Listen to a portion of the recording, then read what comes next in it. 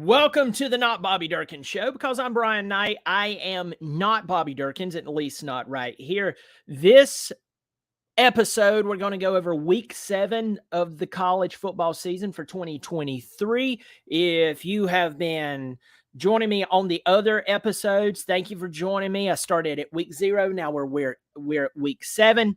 So go back and check out those videos leading up to this point. But thank you for joining me today. Hit the subscribe button. It's free. Hit the thumbs up. It's free again. And hit the little bell like that. Yeah. I watch that on replay and make fun of myself.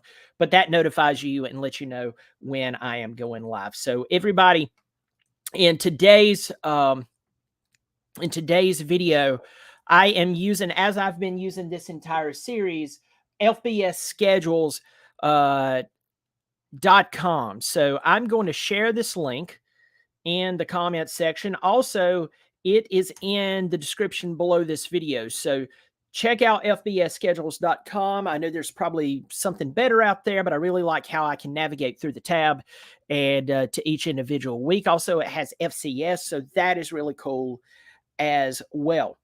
So let's get on into week 7. We're right at the midpoint of the season.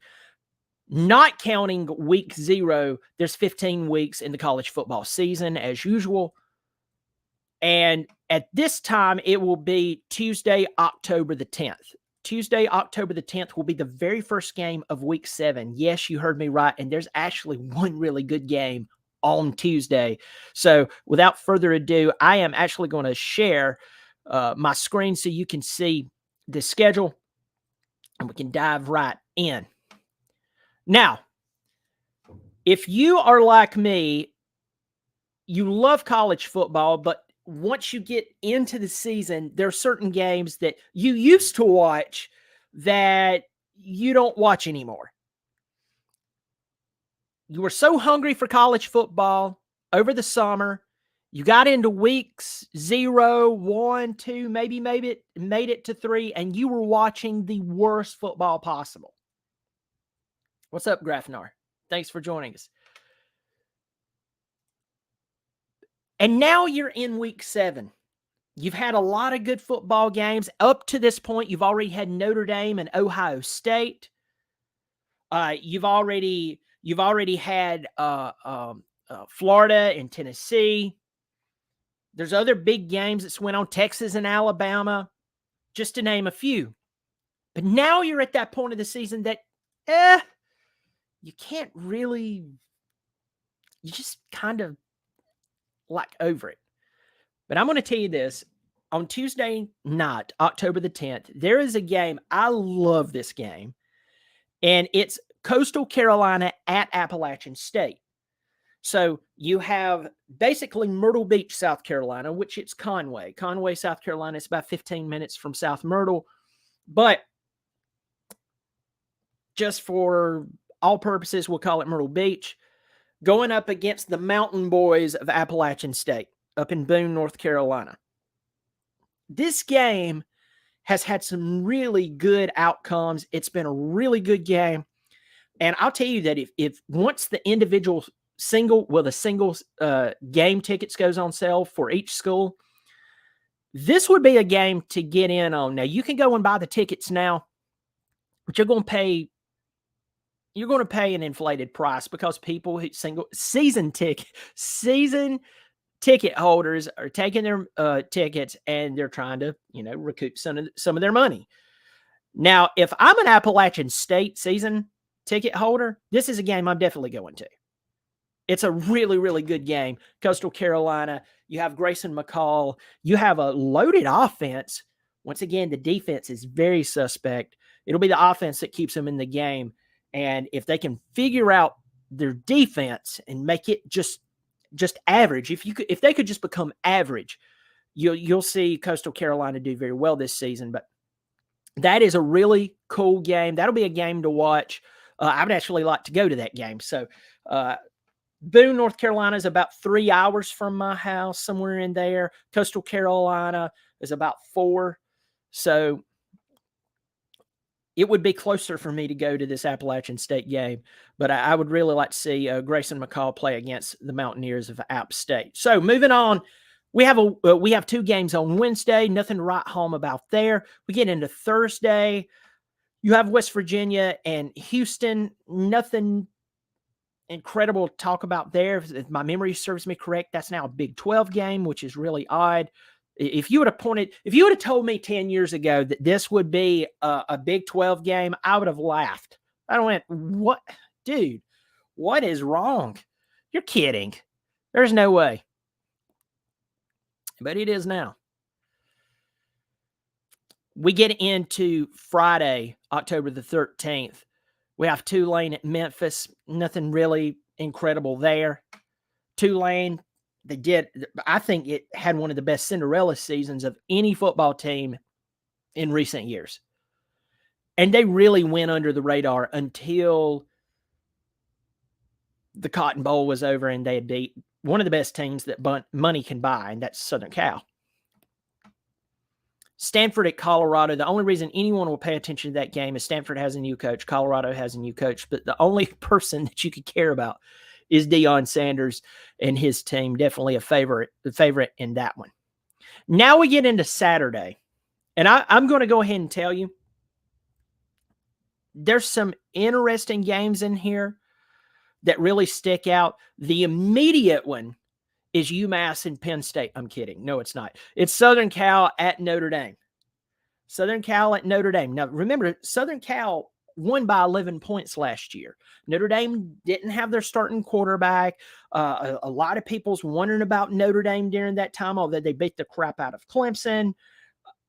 Probably one of the worst losses that Clemson's had in many, many years happened at the hands of that Notre Dame team. Played Southern Cal, lost by 11. Now you have a new man at the helm with Notre Dame, Sam Hartman. You have a new offensive coordinator taking Tommy Rees's place. And then you have Caleb Williams, a front runner for the Heisman to repeat as the Heisman Trophy winner. He has an incredible cast around him. He has Lincoln Riley calling plays for him, but they have to go to Notre Dame. This would be a big game for Notre Dame to win. And according to how their game with Ohio State goes, I think it could set this one up really nice. And it would be a game to watch. 7:30 NBC. That would be incredible. Grafnar, I don't know about the whole FSU Miami thing. Please let me know. You seem to be sad about it. I'm kind of out of the loop right now on some of the sporting news. Still Gamble believes Notre Dame will be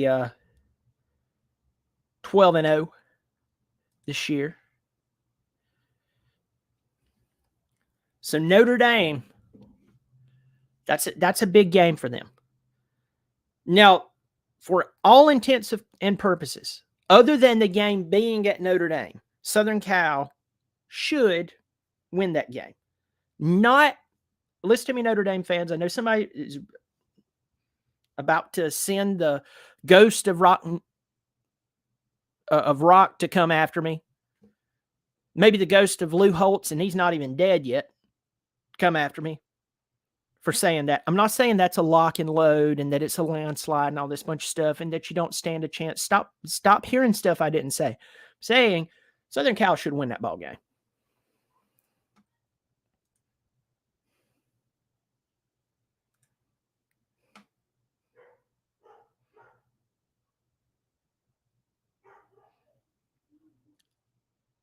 Now, if you're in the South like I am, this game really doesn't look that big on paper, but for college football fans, it would be worth watching if nothing else is on. Kansas State at Texas Tech. People are high on Texas Tech for some reason right now. And let's pause there. I know someone's going to go, well, obviously, you don't know all there is to know about Texas Tech. You're talking about a team who has had multiple fantastic quarterbacks who still couldn't win, and they either stayed or they transferred out of the program. I mean, I'm sorry that I'm not giving a lot of attention to Texas Tech, but even when they have good players, they waste it. As a team, maybe they're better this year. I looked over their team and who they have returning and everything, and I was still going, why are everybody so high on them? I'd be more high on Kansas State, especially after what they did last year and who they're returning. I lean Kansas State in that game, but we'll definitely see. Now, here's a couple of interesting games for fellow ACC fans, which I'm not really a conference guy. I can't stand that stuff. It gets nuts. Some of the SECers, I get it. You play in a tough conference, and mad respect has to go out to the SEC, whether you want it to or not. Whether you feel like praising the SEC or not,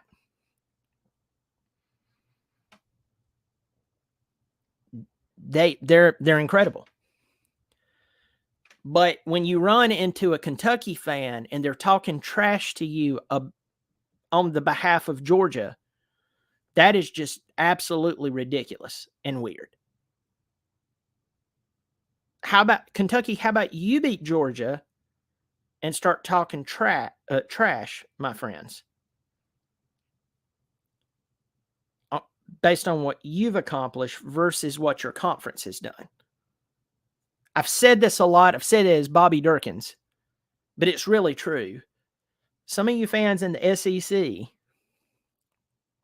that's not Georgia or Alabama, you run around bragging about who you've got your tail whipped by within your conference. And I've said this, I said it's like a woman who gets beat by her husband, but she runs around saying, well, I got punched by the biggest arms in town. Now, I know that I just lost somebody there. Don't be joking about that. Guys, this is man's sports show. Men say stupid stuff just to be funny. Of course, it's not that whole thing is not funny in real life. But you get what I'm saying here. If you're offended, please go find a channel who, I don't know. There's channels out there you can go watch. This one's just not for you. But it doesn't make sense. But going back to this conference game, Miami at North Carolina. Man, I remember when you thought of the Canes, man, you were about to get your butt whooped. And now it's like, will they ever come back? We have North Carolina. How long can Mac Brown hang on? Mac doesn't look good. Drake May, you have Drake May. He's going to go. He'll go into the draft. I'd pick him over Caleb Williams. 9 out of 8 drafts. Yes, I know. I flipped that around on purpose. That tells you how much I think of Drake May and how I don't have confidence in Caleb Williams. He's a good player. What are you talking about? I'm talking about between those two. I take Drake May. Leadership. Seems to have some professionalism about him.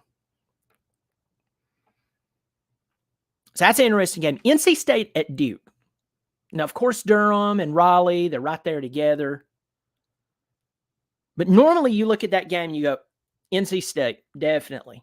Not with Mike Elko's team.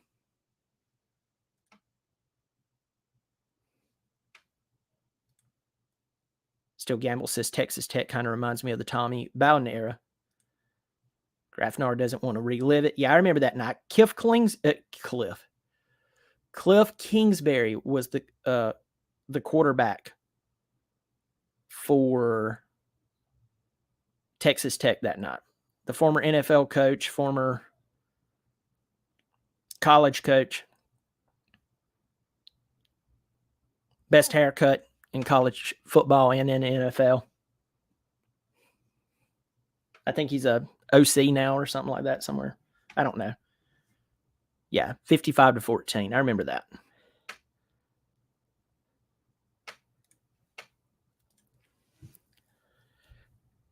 Duke is going to be a problem this year if they use the talent that they returned from last year and they build on the momentum that they had last year. And Mike Elko, if he gets them back to 9 or 10, if he hits 10 wins, ACC Coach of the Year and should be considered College Coach of the Year for the whole shoot and shebang. Up at Duke, they need to build a shrine to the man as though he died, but he's still alive. Flowers, rose petals, the whole thing. A candle burning in his honor.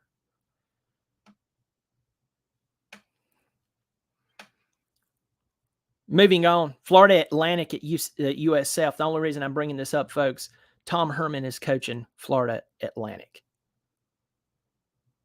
Wasn't too long ago, he's one of the hottest coaches in college football. He went to Texas, and I know he didn't pan out how they wanted him to pan out, but folks, nobody's really panned out so far at Texas. Since the MAC left, Oregon and Washington. This is an interesting game from a Southerner standpoint because both of these teams in the past have blown it. One team's supposed to be good. The other team comes in, maybe having a poor season, and they beat them. And it's happened on both sides. Washington has Michael Penix Jr., Bo Nix, the former Auburn quarterback. By the way, one of the top NIL earners overall. I know that's funny. Bo Nix. Yes, he is. Michael Penix as well, I believe. Former Indiana quarterback going to a second season with Washington. This on paper, and the game's not played on paper. I get it, duh.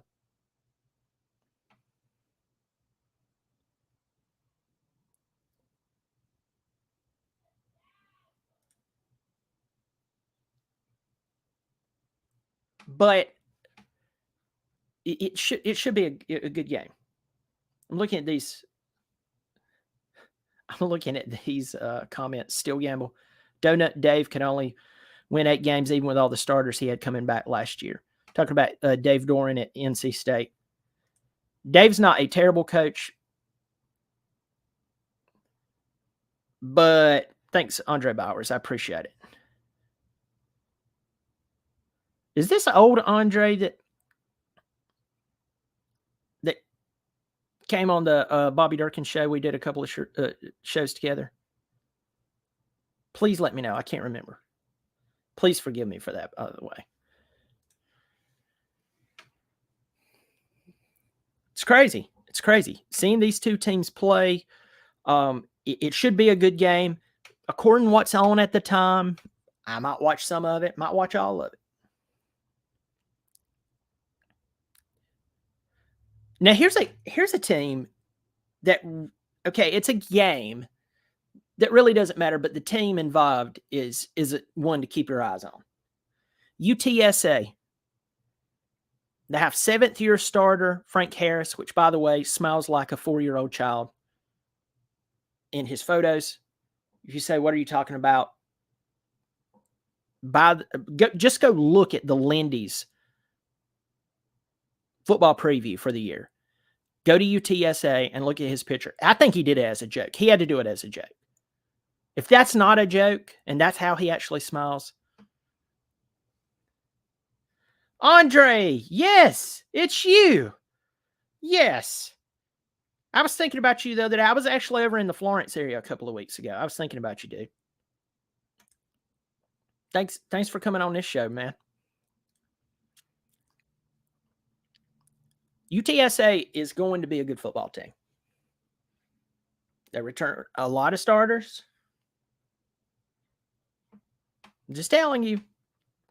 I didn't say they were going to the college football playoff and that they were going to win the Cotton Bowl or the Rose Bowl or they're the next Tulane from last year. I did not say that. So many people. That's what's so funny doing what I do.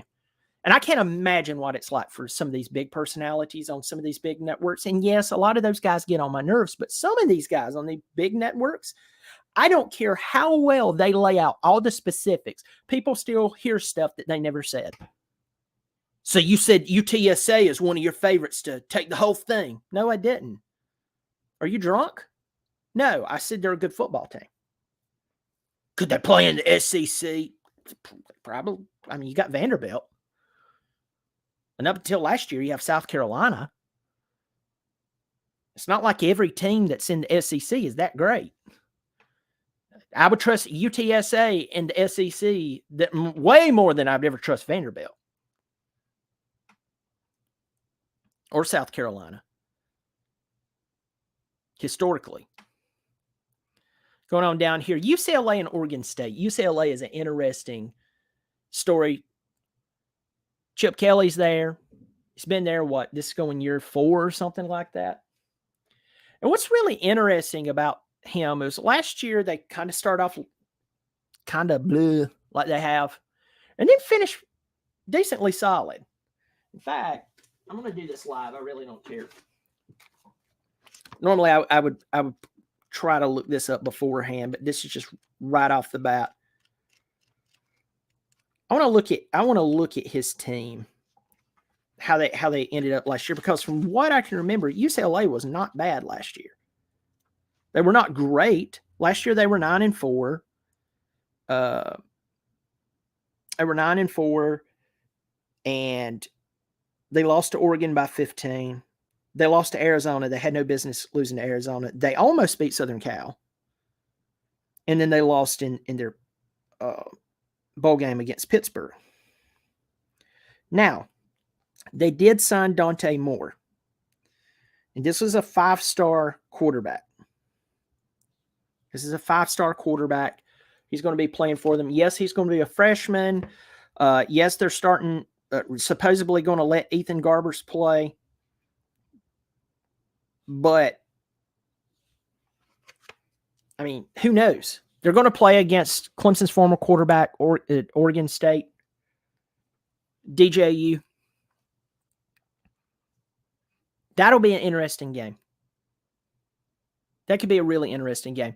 Moving forward, Auburn at LSU. Auburn fans have to be excited to have Hugh Freeze. It's the best overall hire they've had in quite a while. Now, when they hired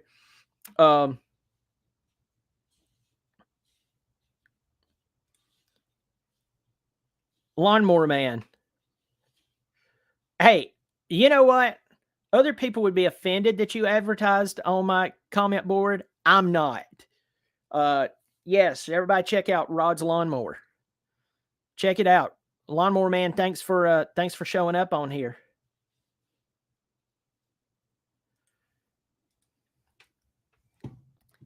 But I think Hugh Freeze was one of the best hires in the offseason over the past few years, period. It's one of the top. It's the best this past season as far as a head coach goes.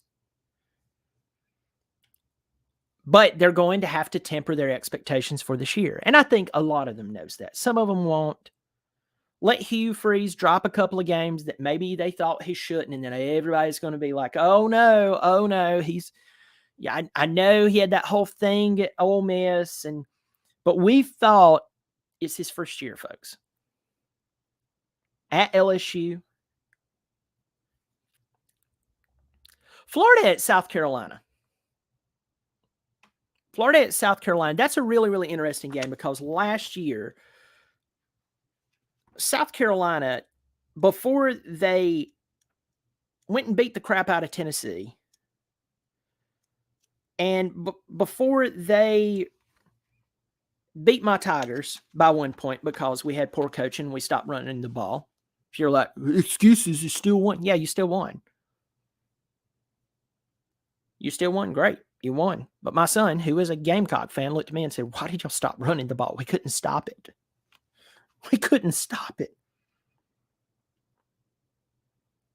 Florida was 6-7 last year, and they beat South Carolina 38-6.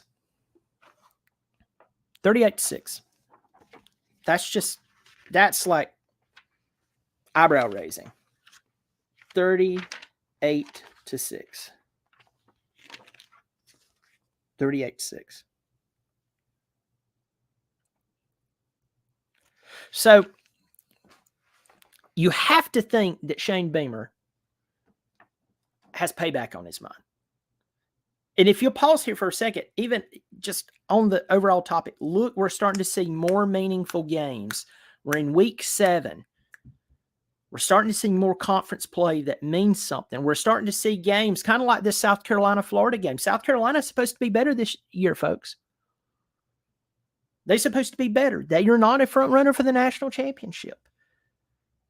But according to what we saw last year, and that they still have Shane Beamer, that they have a quarterback who is now second year in the program.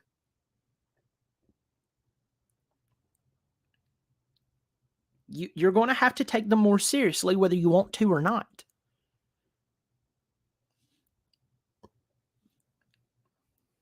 Arkansas at Alabama, Sam Pittman, what, year 3, year 4? Everybody's hoping Alabama, they're in their little hearts, they're hoping that Alabama is finally starting to fall apart. They haven't won a national championship in 2 years. Georgia has.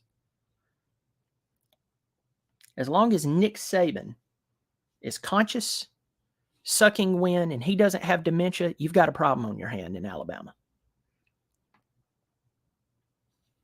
Kind of wonder if Arkansas's at an interesting place. They had a really good season for Arkansas standards year before last in 21. 22, they were supposed to be better, but really didn't pan out that much. They were not amazing, but they were not great. They were 7-6 last year. They won their bowl game against Kansas, 55-53. Big defensive struggle there.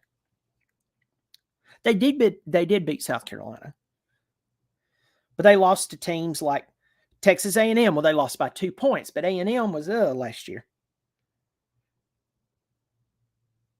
They got drilled by Bama by 23 points. They got drilled by Mississippi State. Now, that's kind of shocking, by 23 points. They lost to Liberty by 2 points. Shouldn't have happened. They lost by LSU by only 3 points. Now, that's kind of one of those losses you can accept even though you don't want to. And they lost at Missouri by 2 points. Very schizophrenic. Indiana at Michigan. I think the coach at Indiana, what is it? Tom Allen? Something like that? I'm going to look it up here. I want to say, I mean, if they're not going to fire him, folks. I mean, who are they going to go pick up? Who's raring to go to Indiana? I'm not. I would be like, pay me well and give me job security. Guarantee me 5 years because it's Indiana. Indiana was 4-8 last year. Yep, Tom Allen. He has 6 years in. Had Michael Penix Jr. up there year before last. I know he had some problems. I know he's had health injuries. He's fought back. That's really good for the young man. But how much longer do you hang on to him? And then again, who are you going to hire?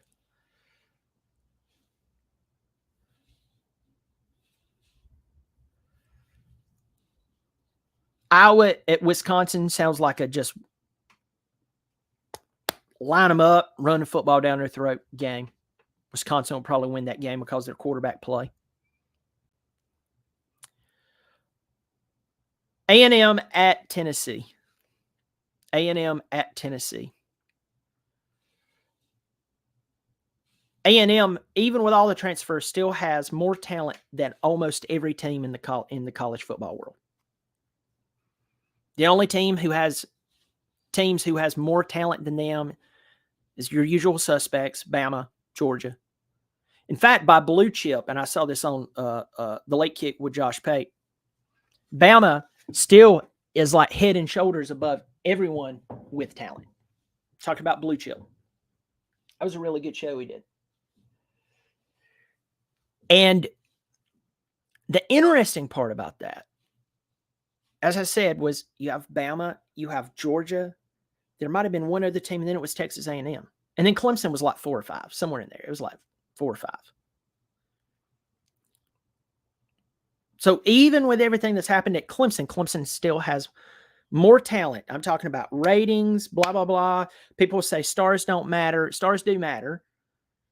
Hunter Renfrow and Stetson Bennett, they're 1 in 10 million. Most walk-ons never perform at the rate that those two guys did. So let's stop trying to normalize a unicorn. A unicorn is not normal. A unicorn is a unicorn for a reason. And so Texas A&M still has a lot of talent. Josh Heupel, he did amazing last year.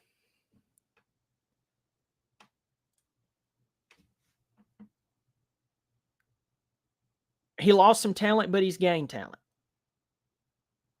He got that really good wide receiver out of Oregon. He's coming in and somebody used the transfer portal. I know some Clemson fans are going to get ticked at me. I wish we'd use the portal on a few things. Well, where would we get the scholarships? But you can't tell me that. Yeah, take it away from a few of those Daniel football players who shouldn't be on the team. That's nothing against Daniel. In fact, I know I have a close connection to the team. I will leave it at that. That's nothing against Daniel High School. Daniel High School gave us Nuke Hopkins, even though he apparently hates Clemson. Gave us Jenkins, gave us Shaq Lawson. Daniel High School has been good to us. I'm not knocking Daniel High School, but not every player who's wore those UCLA colors. And if you've ever seen Daniel High School, they look just like UCLA, minus UCLA, And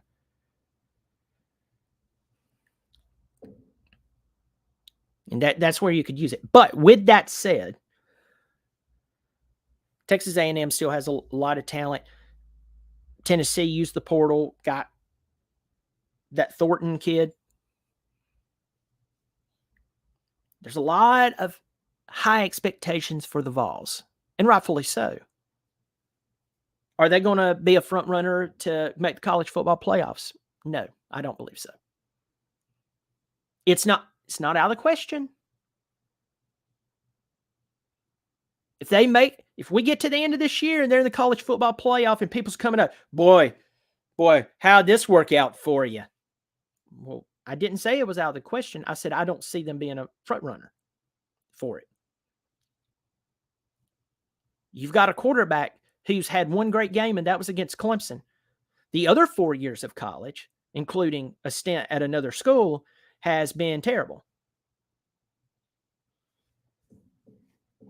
If he can't learn how to throw a 5-yard pass without trying to throw it through one of his players to where he throws it so hard because he doesn't know how to control his strength, he hits the player, knocks the player down, the ball bounces up, the defense picks it off and runs it back for a touchdown. I could care less if you have Superman at quarterback. If you throw the football so doggone hard, and that's what ends up transpiring, you lose.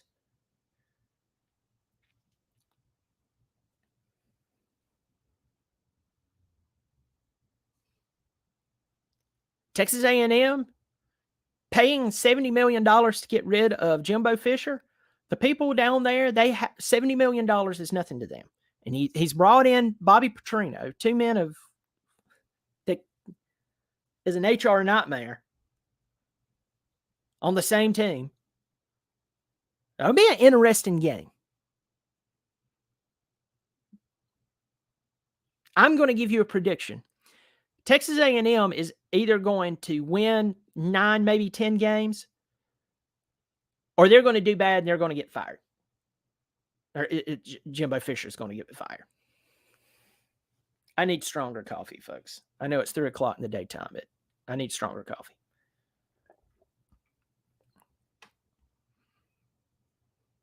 So, we're now at the midpoint of the season. We're at the midpoint of the season. We've had some big games that's went on at this time.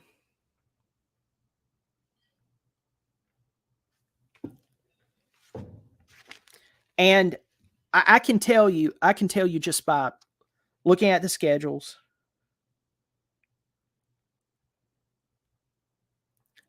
And by the way, for anyone who's wondering, Clemson was off this week.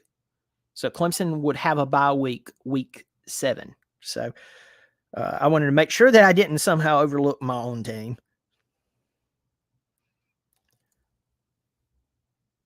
But the week before this for Clemson, they play Wake Forest. The week after this, they play Miami. At Miami, which used to be very intimidating. Not so. So, where I think that we'll be sitting, and I'll talk about this for the last few minutes. Where do I think we'll be sitting by this point of the season? I think Notre Dame will definitely know a little more about them after this week is done. If they come out of the USC and Ohio State games undefeated, like it or not, they're probably a playoff team. They would have to play Clemson on November the 4th.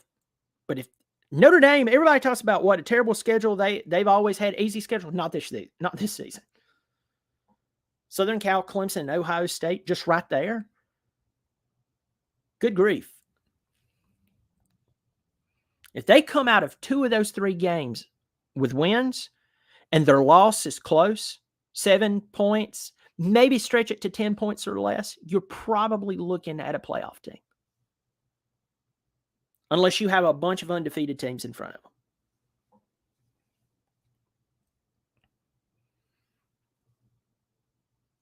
That would be one team that at this point, we would be looking at them and saying, hey, if one loss Notre Dame team at this point could be doing pretty well. They could be doing very, very well.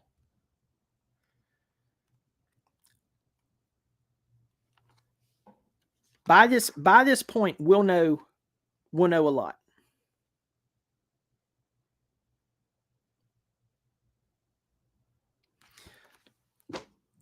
Texas A&M.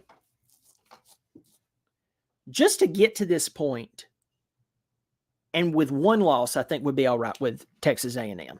I think that the Aggie fans, the faithful, the donors, the people who actually run things, the donors. The donors run everything. The president doesn't run anything. The AD definitely doesn't run everything. You let Duflachi Jones, that has $30 million, $50 million plus,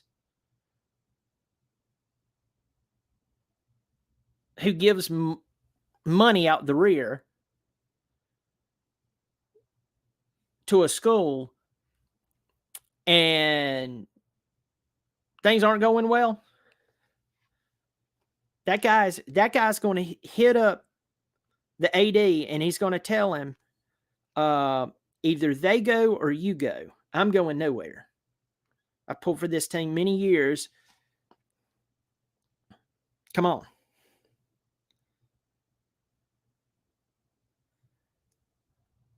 So by this point for Texas A&M at the end of week 7, they would have already played Tennessee the week before they played Bama and Auburn. Now I know they play Miami and they play Arkansas, but right now I can't count those 2 games as incredible. And you're like, well, Auburn has a new coach, and you were saying, now I trust Hugh Freeze's coaching.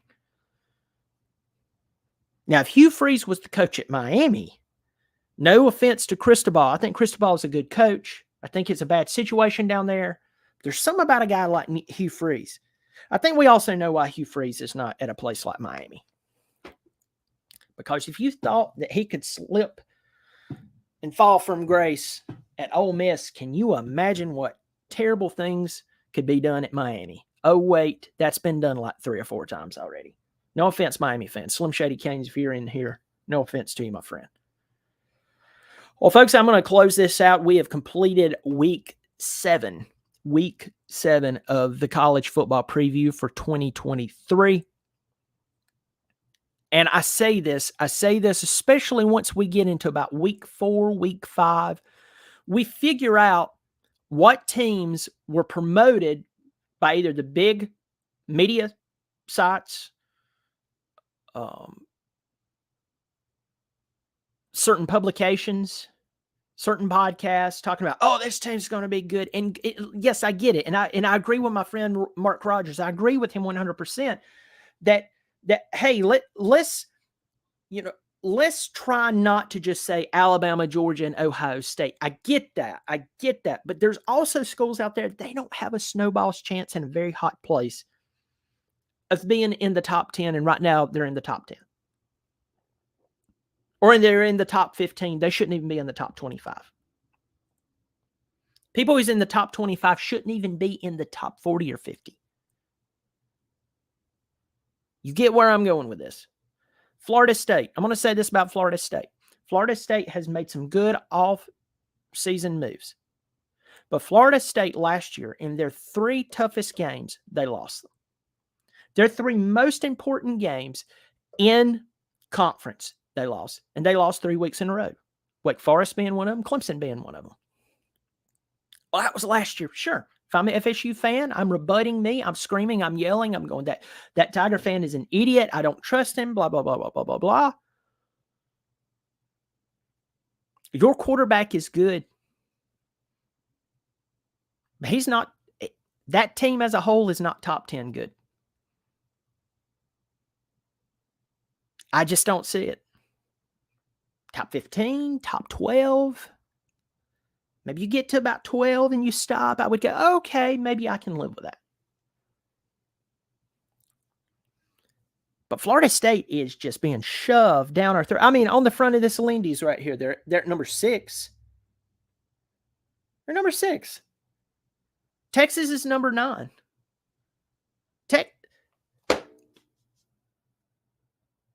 Drop Texas to 15. Drop them to 15. What would hurt the Texas fold if they had to see preseason 15? Maybe it would set expectations a little more. Maybe if they finish number 11, they go, whoa, we did better than what everybody thought we were going to do. Nope. We got to have Texas in the top 10. Why? Because when you read off this, Lindy's top 10, Georgia number 1, Michigan 2, Ohio State, Alabama, LSU, Florida State, Washington. You really think Washington is number 8? Okay, maybe you're doing like Mark said, and you're trying not to just regurgitate just the same old. But my friends, I will ask you this. And you're right, Grafnar. Writers love it when traditional powers come back. I get it. But the point here is, what's reality? I tell you what I think reality is for Washington. You remember earlier I talked about them in Oregon? Now, FBS schedules, I can't remember where they're pulling their rankings from. It's definitely not Lindy's. FBS schedule had them about number 12. Okay, I could take that. I think it's still kind of pushing it. I probably see Washington somewhere realistic in the 15 to 18 range at best. I would not be shocked or floored if they come out there, even with Michael Penix Jr., and below it. Would that knock you off your feet?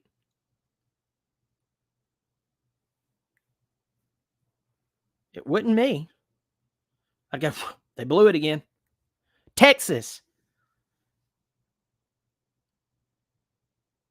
I don't care who they have sitting on their bench for them. They had a really good football team last year, and they blew it.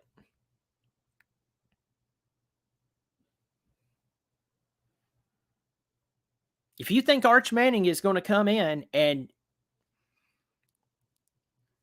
fix the problems this season, if Quinn Ewers goes down,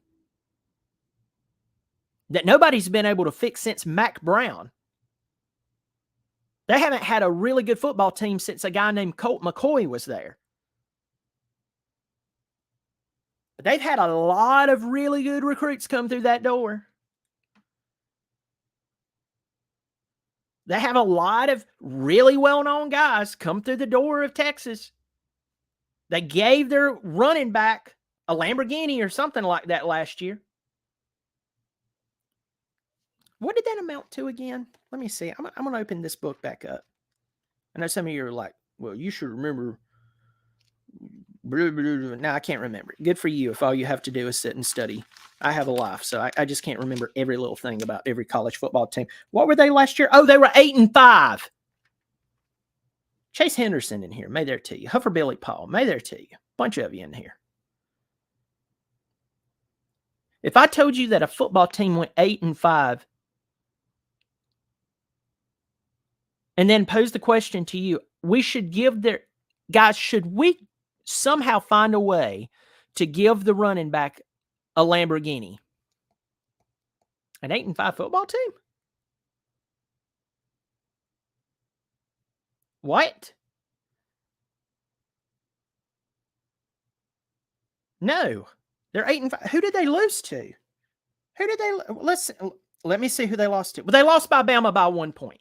Week 2. Okay, that's good. Okay. Well, all right. They lost only by 1 point to Bama. Week 2, that's a big deal. The coach was only going into a second year. You had Quinn Ewers, who had just transferred there. He's got a lot of hype. He's got Bijan Robinson behind him, driving in his Lamborghini. And you lose to Texas Tech by 3. Well, Texas Tech's not a bad football team. Texas Tech and Texas shouldn't even be remotely close. I didn't say that Texas should have beaten them by 90 points. They definitely shouldn't have lost to them. They go through and they start winning some games. And then they get to Oklahoma State and they lose by 7. The same Oklahoma State team who, if my memory serves me correct, lost like 49-0 to somebody last year. Let's go through and look that up. They lost 48-0 to Kansas State.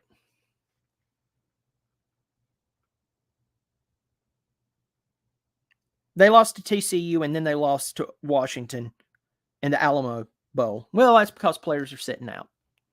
I don't blame them for sitting out of the Alamo Bowl. Now, if it was college football playoff, I'd be ticked. But I know some of my traditionalists in here, you know that I am traditionally a traditionalist. But Eric Weir, if I were to guess, ranking these large schools would bring large TV ratings and be a reason for pushing them prematurely towards the top of the rankings. Yeah, I mean, that's what they do. And that's what they do. And by week 4, we realize who was full of it. And we also realize that when we read, like one of you said, Penn State. Yeah, Penn State. They're not a bad football team. They're a good football team. I don't think they're number 8.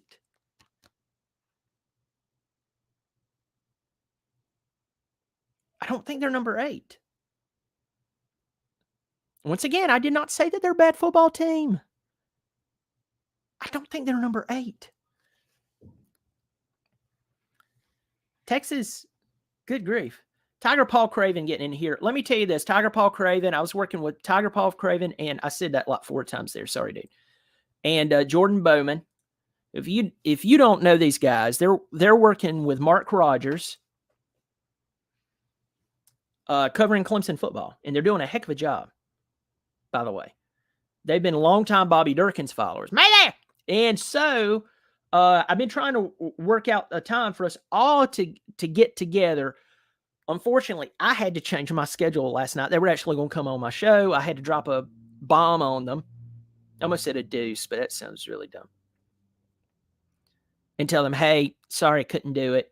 So we're trying to work out something with Tiger Paul Craven and Jordan Bowman to come on my show. Hopefully this week. I need to email you two.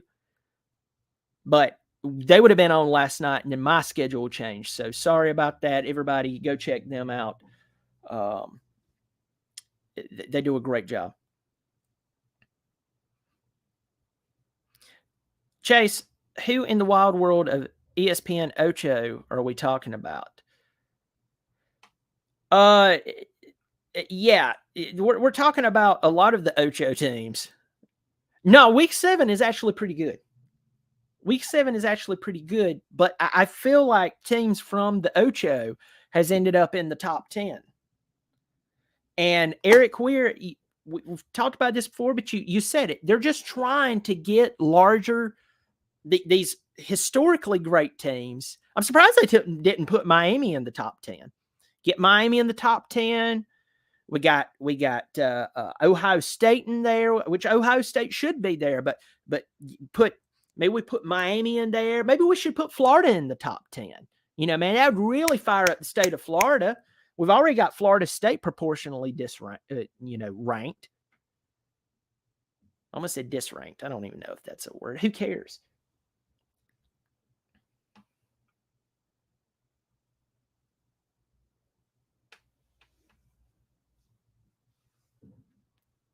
They could have put Oklahoma in the top 10 just for good feelings. Maybe sneak. They got USC in there. Maybe they can throw Oklahoma. Get Oklahoma in there. Just to get everybody excited. It's not reality, but everybody's excited. Listen to me. Most of us know when we're looking at a top 10, we have to stop saying, well, maybe this guy, so-and-so, he's been writing articles for years, and I agree with a lot of things he says. Just go back to what Eric said just a second ago, and I've said it several times before, but Eric said it well. They're just trying to get these larger markets to pay attention and sell magazines. Do you really think I believe that Texas is number 9? Now, if they come out and they finish number 9, am I eating crow? No. And I'm going to tell you why I'm not eating crow, because they have pissed away more talent than most teams have pissed away. LSU won that national championship a couple of years ago, and I said, good, you stop wasting talent. And, buddy, I really ticked off a lot of people. You've always had talent. I've said that about Georgia. Georgia should already have 2 or 3 more national championships based on the talent that they've had. But, well, we got 2 now. Good for you. Good for you. Wonderful. It's about flipping time. Huffer Billy Paul, Texas worse than UGA pissing away talent? At this point, yes. Well. Took them 40 years to get 2 national championships, 1 national championship. Stephen Fry, the Dirk alert. I like that. I don't even know if that might even be a slap at me, but I actually kind of like it. I don't know. But when you're looking through, now I'll tell you the teams that I open up and I look, which by the way, Army is no longer running triple option. Army is no longer running triple option. They're going to shotgun formation. I am not kidding, folks. You are not having a stroke. Hell has froze. They are holding escapades down there. Army is no longer running. No longer running the triple option. Navy is, but they're not. But teams I'm excited to see that is not contenders for the national championship. Okay, I want to make that very clear, because there's some drunk South Carolina fan or some pissed off Georgia fan that I just said what I said. They're screaming, they're throwing stuff. Stephen Fry said, I love all your content. Thank you. I do appreciate that. Sometimes I can't tell, but hey, it's all good fun, even if you're picking at me. I appreciate that. The Dirk alert. I love that. But folks, I am going to tell you, I'm telling you, teams that I enjoy watching and checking them out doesn't always have to have some type of strong contention for the national championship. Tulane. If there's one team that drives me nuts that I didn't get to watch as much ball, because I quite honestly, I really didn't pay attention to it.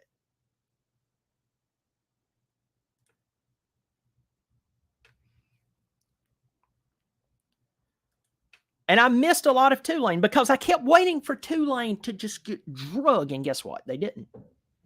I did watch that Cotton Bowl when they beat one of the best teams that money could buy.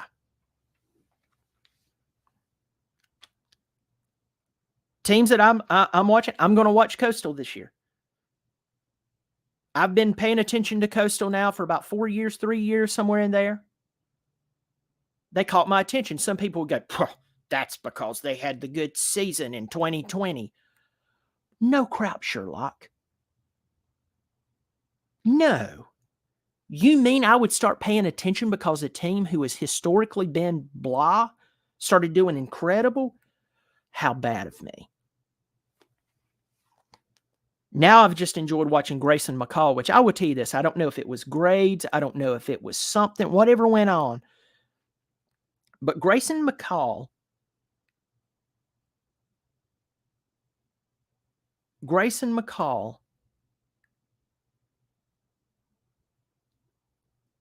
is one of the best quarterbacks in America, and why no one in the transfer portal immediately snagged him up. Notre Dame would be better. I know some of you are going to piss blood when I say this. That's fine. Go ahead. Make sure you're not wearing white underwear so you don't stain yourself from a little dribble. I don't know, but I am telling you, Grayson McCall, I'd rather him run in my offense than Sam Hartman.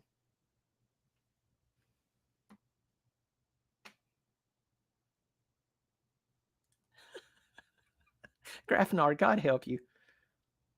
Hope for Billy Paul. I'm going to have to crack a beer in honor of Brian on this rant. He's 100% correct. Thank you. Thank you. I love watching teams like them play. I've now went and seen them play 3 times. Met Parker Henderson out in Atlanta last year to watch them play at Georgia State. That's a fun game. That's why I want to go to the App State Coastal Carolina game. It will be fun.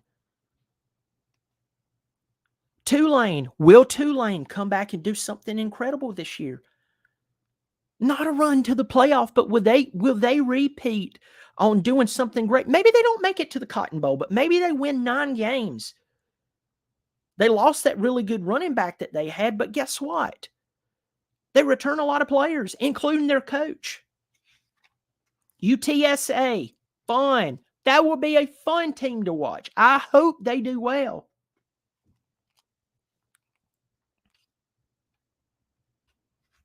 It'll be enjoyable to watch Auburn play this year. Hugh Freeze has enough magic in his fingertips to take a team that shouldn't be okay and beat some teams that they shouldn't even be in the running with. Other teams that I look at and I shake my head and go, what were they thinking with that hire? What are they thinking with the talent? What are they doing? Are they on fentanyl? I don't get it. University of Florida. University of Florida. And I'll tell you this, if I'm the University of South Carolina, I tie Shane Beamer to a boulder with a rope made by money to keep him there. Now, me as a Clemson fan, I could care less if they burn the place down.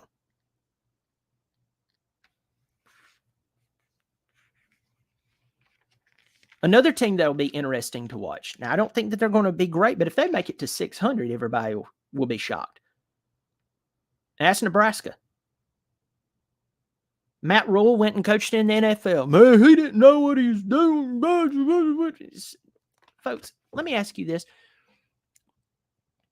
Other than that 1 year with Cam Newton and then that Super Bowl appearance before that back in 2002, 2003, when Justin Timberlake exposed Janice Jackson's upper extremities. When has the Carolina Panthers just really been like, oh man, Matt Rule really messed things up? Man, he did fantastic at Baylor, and that was on the heels of having to follow up rape charges that ruined Oakman's career. Come to find out, there was no rape involved there. Now, there was probably some other stuff that went on. I'm not even going to talk about that, but I know that Oakman ended up clear. You remember the big guy that was jacked? He was like 6'5". He didn't have an 8-pack. Or a 6-pack. He had like a 12-pack. And he was a lineman. Yeah, ruined his career. ruined his career, and he didn't even do anything wrong. And Rule came in and did what he did. Matt Rule's he might be the man out there at Nebraska. That'll be interesting to watch. I'm just thumbing through some teams right now. That could be an eyebrow raiser. Seeing what kind of hops out and smacks me in the face. Kansas.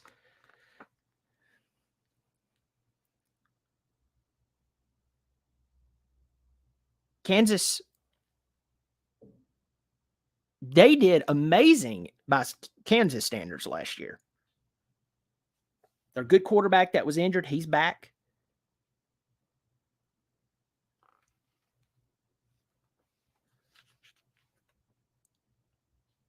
Jalen Daniels.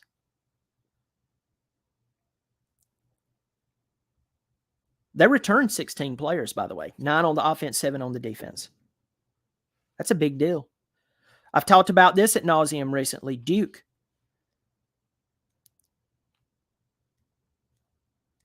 Duke is a good football team.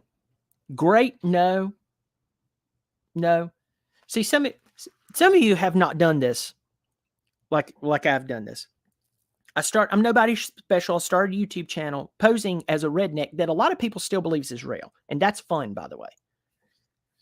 That is fun. Especially the most fun is not South Carolina people who comes on and says this is a stereotypical Clemson fan. It's not Georgia fans who comes on and it's like, well, you're this or you're that. No. It's Clemson fans who thinks that Bobby Durkins is real and he's making Clemson look bad.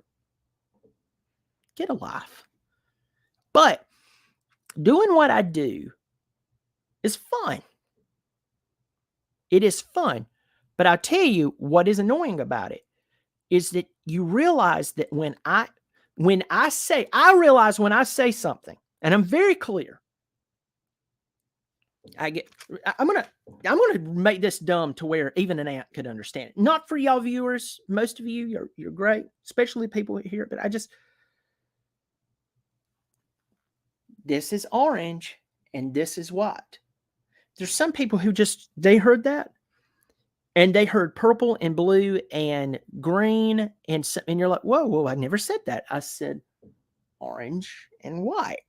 But you hear something else. So when I'm talking about some of these teams, you're going, that guy, man, he's saying that Nebraska's going to turn around and make a run for the Big 12. Or Big 10. I want to say Big 12 every time. They still don't register as a Big 10 team to me still. No. They're not going to contend with Ohio State and Michigan. No, they're not. But they made a good hire. It's going to take some time for him to turn it around. They have Jeff Sims at quarterback. They're already rock bottom. Where else is there to go other than to shut down the program? But you've got a good coach who has done this before. Why not think that it would be enjoyable to watch them get 6 or 7 wins? And I'm looking at their schedule right now. At Minnesota, PJ Fleck is one of the most overrated coaches in college football. At Colorado, Deion's got more talent. But, Matt Rule didn't come in, I'm a coming. He didn't do that. Northern Illinois, that's a winnable game. Louisiana Tech, definitely a winnable game. They'll lose that Michigan game. At Illinois, most likely Illinois might take that one. Northwestern, they'll probably win that Northwestern game. They'll probably win the Purdue game. Michigan State and Maryland, they're toss-ups. At Wisconsin, probably going to lose. They'll probably lose the Iowa game. They'll probably look at a 6-win season, 6-6, 500. Folks, they were 4-8 last year. And they got rid of their their coach, Kraftnar. So you're saying, yeah, my friend. Yeah, someone right now is saying that. This guy's blah, blah, blah, blah, blah.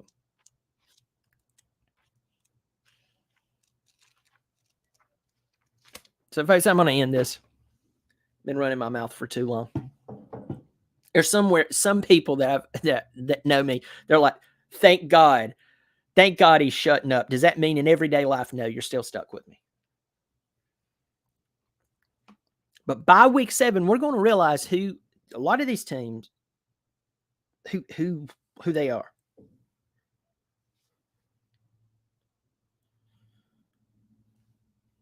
For Billy Paul, you just pointed out 5 teams in your opinion that they could beat. Yeah, I agree with you. Definitely. Michigan definitely beat, or not Michigan, but Minnesota. Minnesota, they could definitely beat Minnesota. Have that game against what, Northern Illinois or something like that. I mean, 6 games is very possible for them, if not more. But by this time, we will know